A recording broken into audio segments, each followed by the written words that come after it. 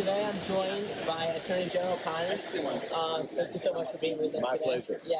So my first question for you is, how would you define the rule of law so that teenagers can understand it? Well, I'd say it's important that we base our society on some type of rules, some type of principles that give us order.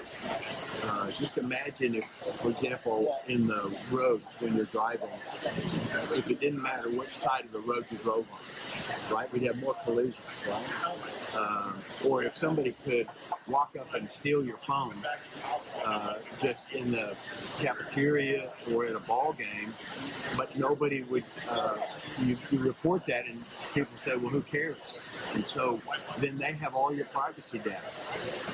So the rule of law is just a set of principles of how we want to treat each other so that we can all live our lives in safety and live with liberty and freedom. Yeah. And how would you describe your journey as the Attorney General and maybe some of the ups and downs you faced on that? Yeah, so I've been the Attorney General of the state of Oklahoma, and it's been incredible. I have about 200 employees, about 100 of them plus are lawyers. Then I have law enforcement officers and analysts and administrators. So it's a very meaningful job. We have people who deal with victim services. They deal with women who've been battered or the victims of domestic abuse or sexual violence or human trafficking. And so we come alongside those women. We try to help them recover. And we also have consumer protection. So that in that area we try to protect the elderly.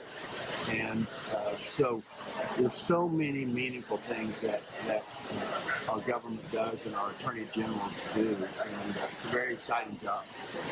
And lastly, for those watching, we're here at the Presidential Summit in Iowa, and you were just on a panel about this, but I wanted to ask you how you think, especially teenagers, can stay safe and secure in today's interview. Yeah, so I think what's important is to realize that your information is the most valuable asset in the world.